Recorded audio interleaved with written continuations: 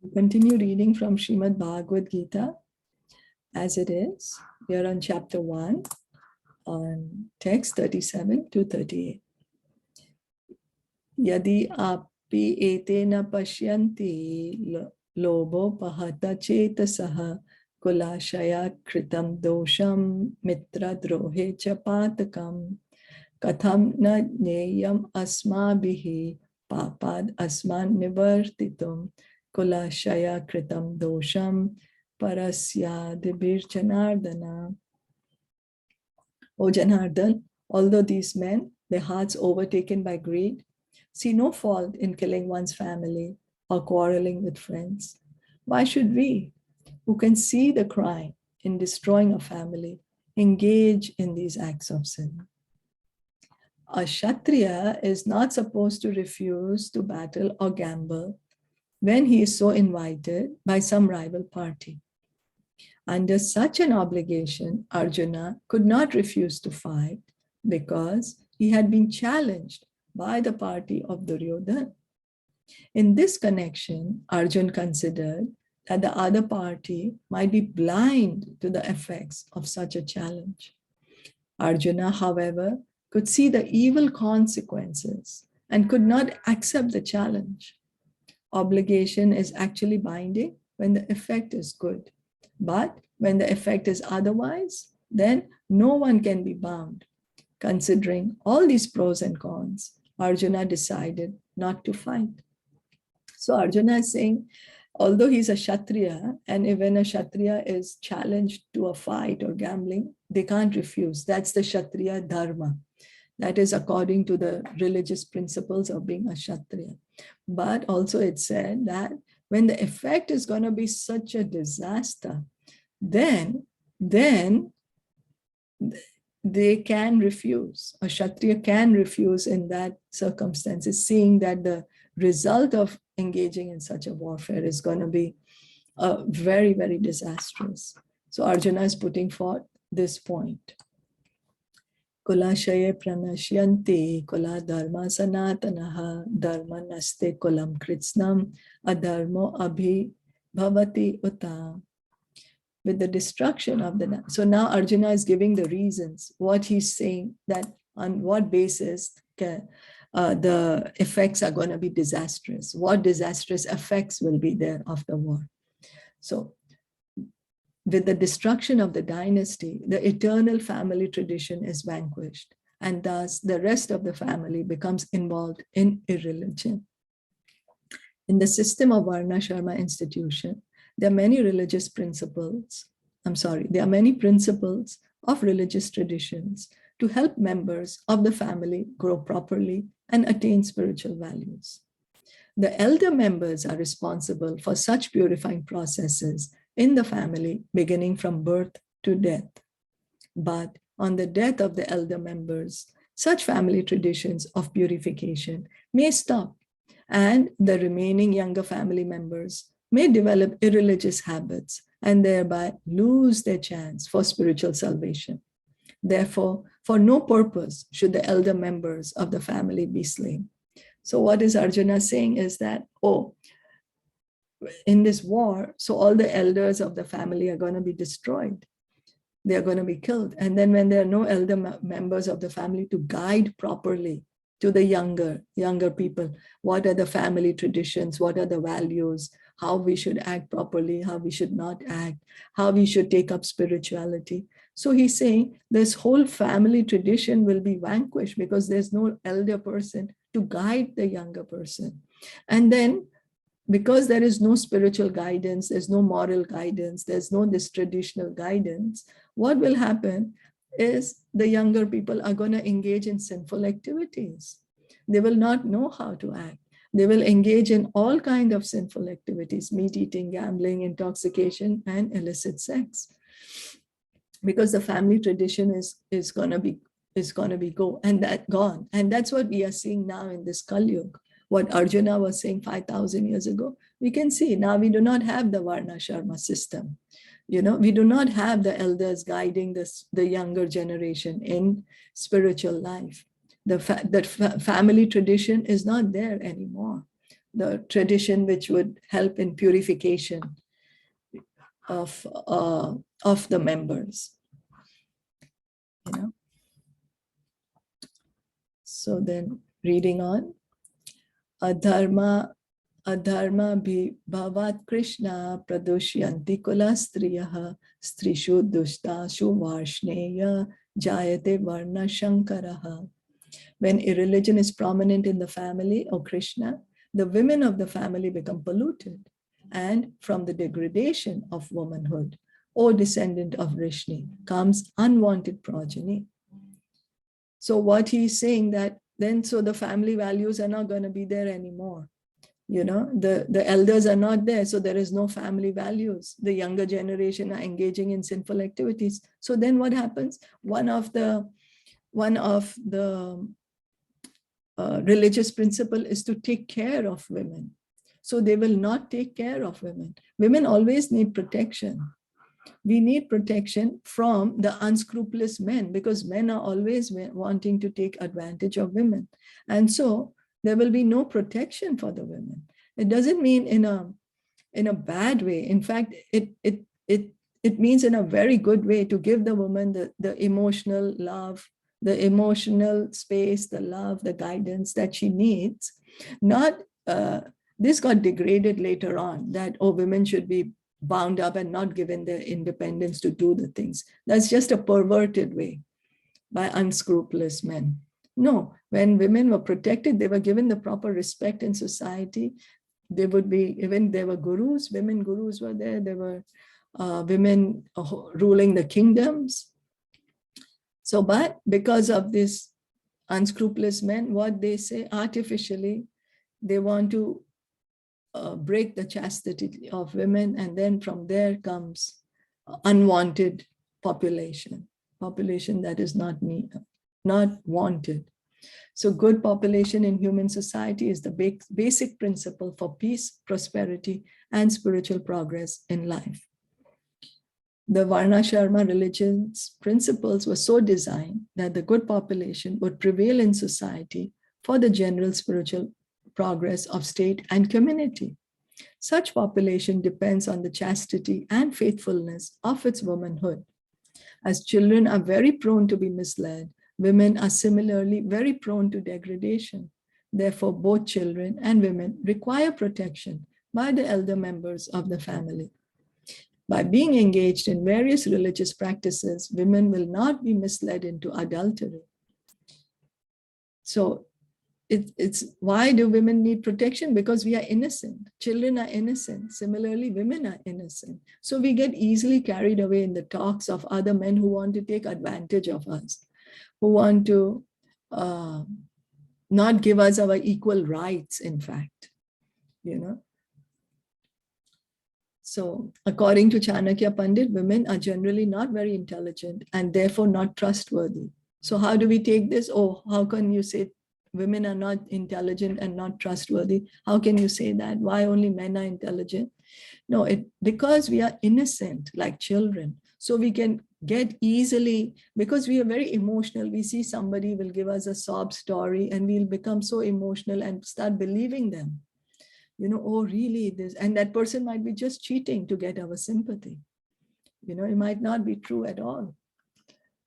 So to protect such kind of things, that's the reason women were protected, given the love and care at home, under the guidance of a father or a husband or a son. And in that way, the woman can actually bloom and her personality can bloom, and she can give so much of herself to the family. So the different family traditions of religious activities should always engage them, and thus their chastity and devotion will give birth to good population eligible for participating in the Varnashrama system. But we can see now how women are taken advantage of, and that's the reason they have, you know, there are so many children which are not needed out of wedlock, and then there's abortions, and you know, then because the general consciousness of the whole population is degraded, then it's not possible to have the Varna Sharma system. We can see that practically happening. So Arjuna was predicting this 5,000 years ago. And in Kali Yuga, it is there. It's happening like this. On the failure of such Varna Sharma Dharma, naturally the women become free to act and mix with men. And thus adultery is indulged in at the risk of unwanted population. Irresponsible men also provoke adultery in society, and thus unwanted children flood the human race at the risk of war and pestilence. So it's just that the men take advantage of the women because of this taking advantage, they are what do you say? Tempting, or what do you say, telling women, oh, you should wear lesser and lesser clothes and, work in all sorts of ways.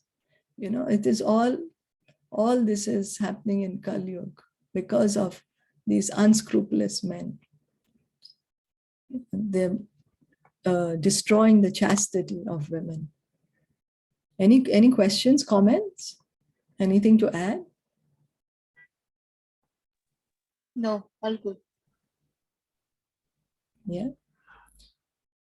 So, text 41, Shankaro narakaye va kula gananam kulasya cha patanti petrohi esham lupta pindo daka kriyaha.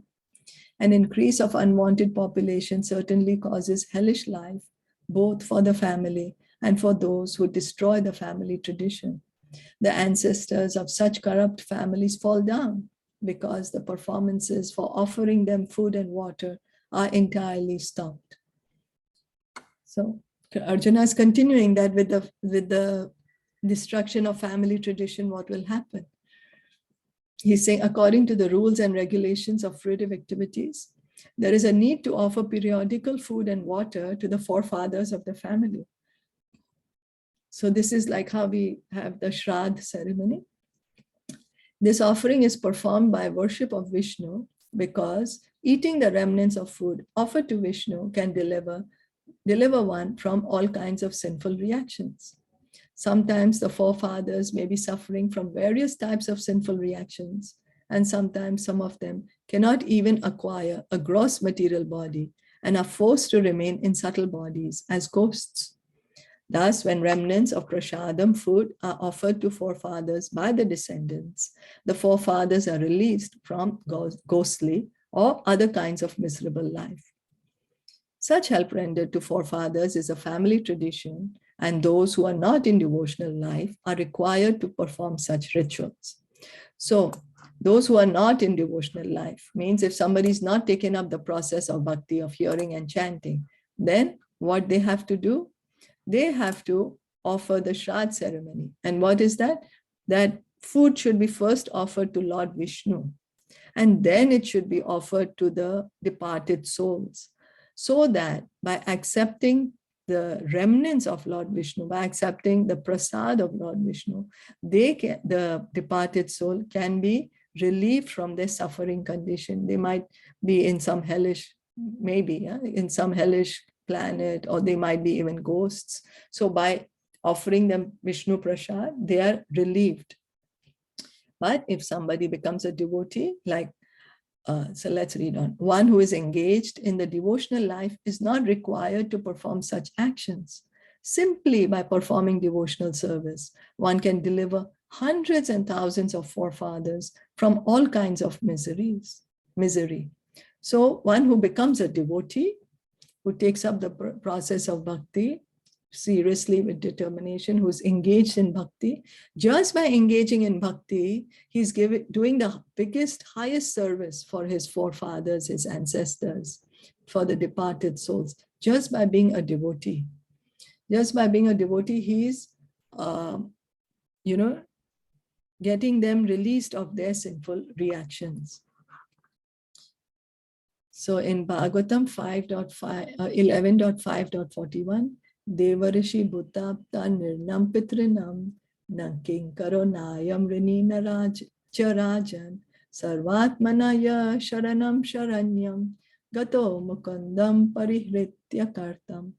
Anyone who has taken shelter of the lotus feet of Mukunda, the giver of liberation, giving up all kinds of obligation, and has taken to the path in all seriousness, owes neither duties nor obligations to the demigods, sages, general living entities, family members, humankind, or forefathers.